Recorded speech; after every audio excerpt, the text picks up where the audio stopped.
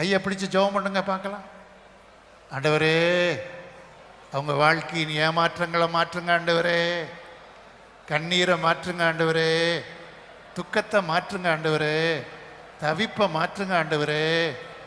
ஆண்டவரே, யூடியூப்பில் எத்தனையோ பேர் கண்ணீரோடு ஆண்டவரே இந்த வார்த்தையை கேட்குறாங்களே, அவங்க காயம், உடம்புல இருக்கிற காயம், சரீரத்தில் இருக்கிற காயம், ஆத்மாவில் இருக்கிற காயம் எல்லாம் ஆற்றி விடுங்க. ஆமென்.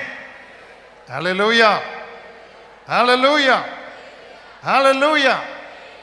ஆண்டவரிடத்தில் அன்பு கூறுகிறவங்க எப்படி இருப்பாங்கன்னா, ஆண்டவருக்கு அப்படியே கொடுத்துக்கிட்டே இருப்பாங்க. கை தட்டுங்க பார்க்கலாம்.